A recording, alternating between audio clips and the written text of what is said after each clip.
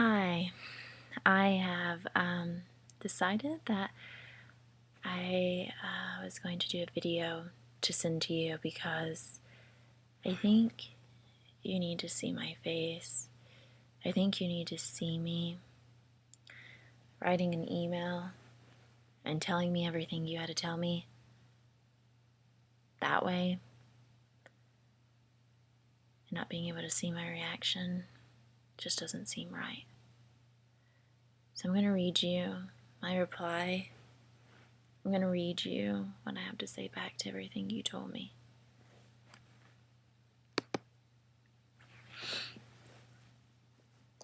Chris, to describe the level of desolation and hurt that consume within my heart would be truly impossible.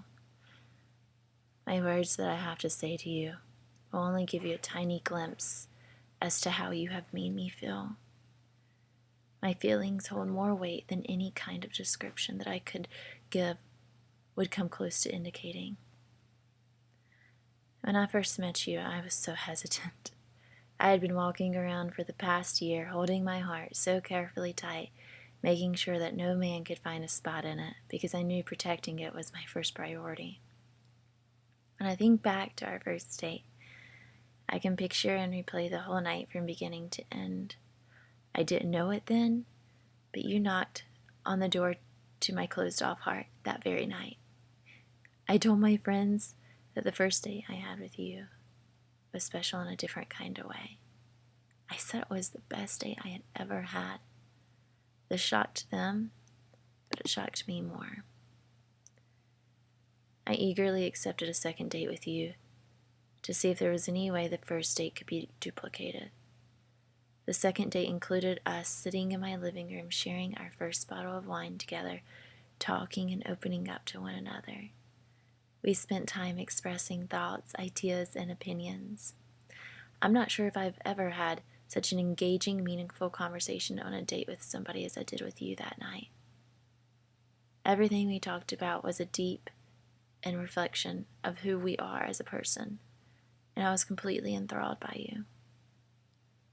On date 4, you asked me to be your date to the marine ball. If you could have seen my reaction on the inside, you would have seen me jumping up and down with pure excitement. I didn't waste any time in telling my mom I was going to need the absolute perfect dress because I wanted to make the prettiest date for you. I also thought that night you was going to ask me to be yours, and although I was nervous, it was then that I realized the impact you were making on my life. Date 5, the day on the boat. This date was everything to me. Spending the time that I did with you that day on the boat was easily one of my favorite memories. Lying in your arms and looking at you was when I realized I was exactly where I wanted to be. In that exact moment, I wanted to pause time right there. Looking back, I wish we had stayed out just one more hour. You asked me to be your girlfriend that night. I was completely terrified, but more importantly, I was completely overjoyed. I felt as though I was the luckiest girl in the world. I was reluctant because I knew you was going to California, but I found the confidence that I needed in you to be able to say yes. I said yes because I knew in my heart that my eyes were only looking at you. My eyes were only on you, as were my thoughts. I said yes because it was a promise that I was with you and I'd be waiting for you to return to me. I said yes because I knew there was not one other man that could give me a reason to say no. While you were gone away to California, I spent my time with my friends, telling them everything I felt about you. They were so thrilled for me. I started writing in my personal journal about you. I spent a lot of time thinking about the girlfriend I wanted to be for you and our relationship. Dating somebody long distance was new to me. Dating somebody in the military was also new to me. I knew with both of these things in mind, I needed to show you that I could be that girl for you. I wanted to show you that I am a confident and strong person. I wanted to show you that you would have nothing to worry about with us. I wanted to show you that I am the type of girl who will support her man. I didn't let you know exactly how much I missed you because I didn't want you to feel guilty about being away from me. I didn't want to hold you back from being able to experience everything to the fullest that you could. Although I wanted to show you all of this, I also couldn't wait for you to get back so that we could pick up exactly where we had left off. When I said yes to you, I was choosing you. That alone should have been enough justification for you to know that I wanted you. We had both talked about the fact that we had been single for a good length of time, and I thought it was very clear that this was going to be a serious relationship from the beginning. I wasn't looking for a relationship, but I knew if somebody showed me a reason to get into one, then it would automatically make it something serious, and I thought you felt the same. I knew you were 26, and my thought process was that I am 23, about to graduate college, and the only reason I would become involved with somebody would be for the mindset of a potential future with them. And that is exactly the same thought that I thought you would have had. The email that has caused my heart pain. The email I will never forget. The email that has changed everything. The email that has stole from my happiness. The email that has stole from my future. The email I cannot even read a second time. The email I pretend isn't true. The email that I couldn't even see through all of my tears. The email that has crushed me. This email came from you. You cheated on me. I was cheated on. I was cheated on by you. You cheated in the relationship we have built. As many times as I say it, it doesn't seem real. This all seems like some kind of sick, twisted nightmare I cannot wake up from.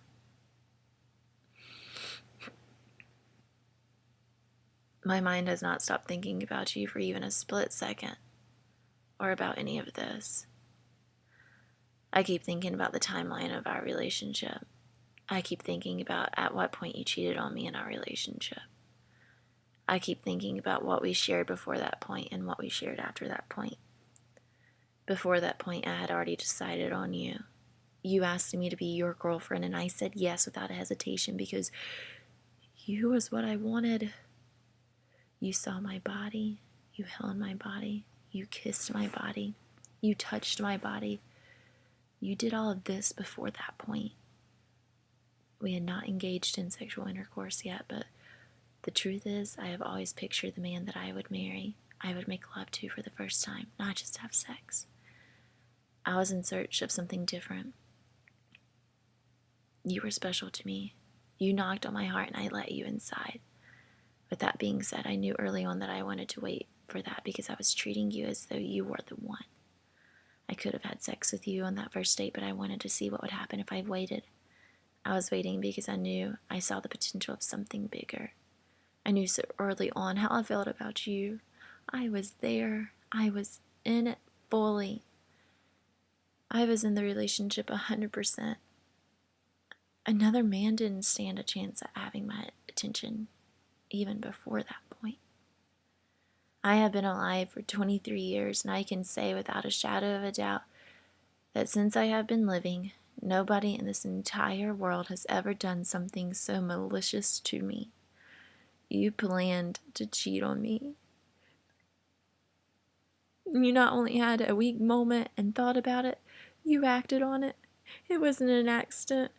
It was an act of evil intent.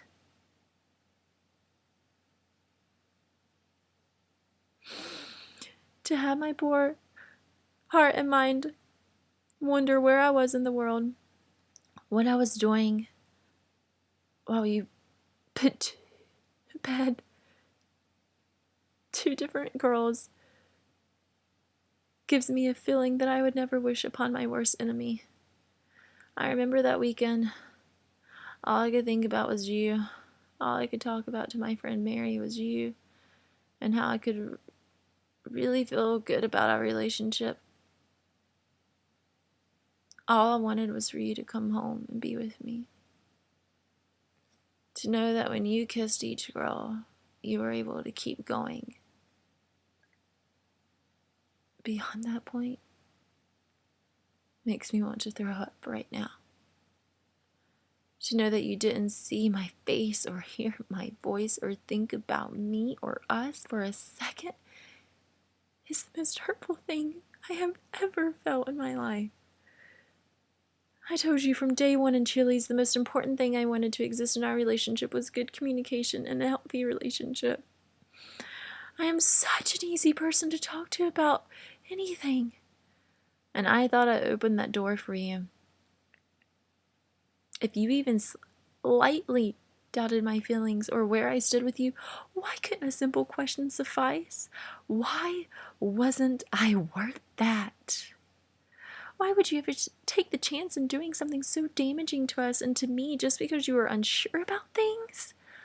Why would you do something so permanent? Why did I deserve that? I said yes to you, Chris. I was yours. I was your woman. You were my man. To think about everything we have shared after that point makes my head spin and my heart feel actual pain.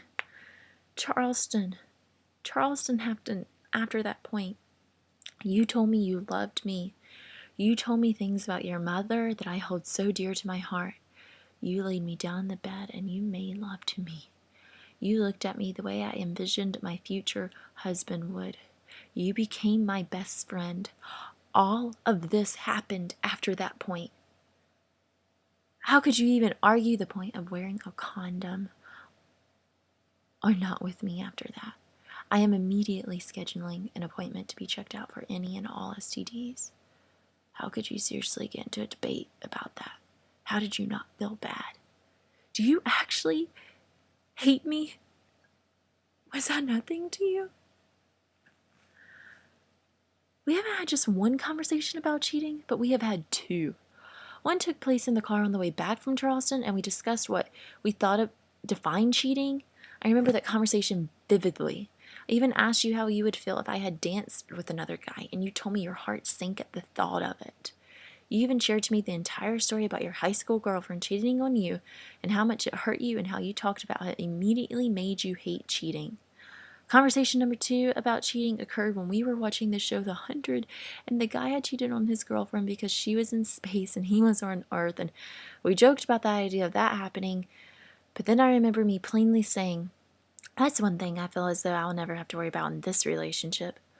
What were you possibly thinking about during both of those conversations after you had already put your body inside another woman, 2 other women's bodies? Were you sorry then? When did you become sorry? It happened twice. You planned it. I cannot believe you planned it. You have made me feel as though I am the worst person in the world for you to think I would deserve something like this to be planned against. The Marine Ball happened. If any of your friends know about this, then I'm sure I look like an idiot. I'm currently thinking about back to that night I had dinner with your friends, and I remember John saying something you didn't want repeated. I now know why. It had something to do with you being with 2 different girls. I guess I was a joke to your friends from the beginning. But I also must have been a joke to you. I thought we were a team.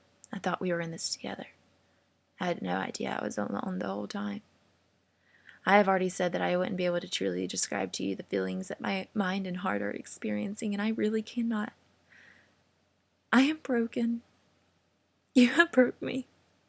I fell in love with you, Chris. You had came into my life and you showed me things I never even knew I was missing in my life. You made my heart feel and see something it had never felt nor seen. You were the reason I thanked God for allowing my ex-boyfriend to break up with me, because I thought the reason was for you. You were the reason I became completely okay with every other relationship I have ever had not working out, because it led me to you. You were more than anything I could ask for. I am a woman who thinks about my future often. I take that stuff so serious, especially since I'm going to be entering the real world, and so very soon, too. I've already thought about my future several times, and each time I've pictured you being a part of it in some way. My friends joked and said, Jen, you know military men move fast in relationships, so you're probably going to be engaged within a year. Each time they would make this joke, I would just kind of laugh, but secretly I would think to myself about how happy I would be if it were true, if you were the one for me, if you were it. I wrote in my journal one day that you said you'd be excited if I was the mother of your children. I wrote that down because it was the best thing and feeling a man has ever expressed to me. I wrote that down because I felt the same. I saw on your Facebook a picture of you holding a child, and I thought to myself how much it turned me on. Every time you would touch my stomach and say that you wanted to put a baby in there, I would laugh and say, Chris, but really it excited me. I considered you being the father of my children, and that is the biggest honor I could ever give a man, and I was doing it for you. You overanalyzed our relationship so quickly and immediately judged me and made an assumption that I wouldn't want you. We were still getting to know each other. How could you be so quick to judge it and speak for me? You don't need to cheat to find out if you care about someone. You'd never be able to start the relationship after that. I was still getting to know you. I had no idea how much you really cared for me in the beginning, because it was so early on. How could I know that? Although I didn't know this, I didn't know if it was going to be long term or how you felt. I still didn't go out and try to sabotage what we had started already by cheating on you. I could never do that to you. I could never do that to anyone, because that is the coldest thing I have ever heard in my entire life. I have sat back and I have thought about how I cannot believe this is happening to me and it's happening to us. I feel as though this is something that would be happening to one of my friends, and me and you would be talking about how crazy and sad it all is for that person. Christopher, the part that hurts the absolute most, the part that sucks the worst, the part that makes me cry the hardest, is the fact that I have lost you in my life. The thing that truly breaks my heart the most is to know that you are out of my life. We only have one life, and it is destroying me knowing that I will never share another moment or make another memory with you again. I'll never walk through another graveyard with you. I'll never lie in bed all day talking with you. I'll never share ketchup with you. I'll never share wine with you. I'll never chill at the bar with you like best friends would ever again. I'll never wear your flannel or jump in your arms again. I'll never make love with you again. Love, a conversation we had on the boat. We discussed what unconditional love is. I have came to a new conclusion about unconditional love. I do believe you can unconditionally love somebody. But this doesn't mean you unconditionally stay with them or keep them in your life. You know why I have came to this conclusion?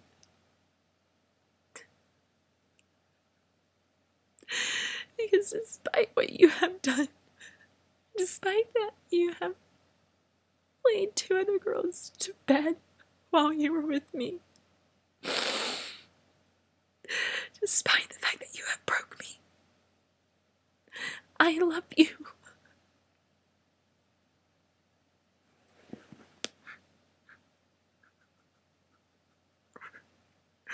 I love you still. I love you the same. This is where it sucks the most. I love you, but I cannot be with you. I can forgive a lot of things, but you did something irreversible. I will one day forgive you because God calls me to forgive others regardless of what they have done to me. He wants me to forgive as He has forgiven me. I will one day forgive you, Christopher, for what you have done to me. I will pray for you always throughout life. I will pray for you in your future relationships. That was hard to say. To think about you and me being in other relationships with different people is heartbreaking. And it's at this point I have nothing left to say to you.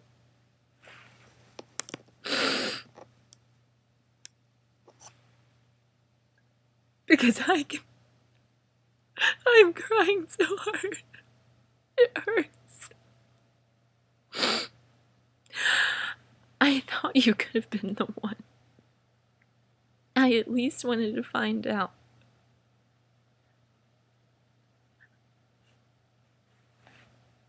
I love you.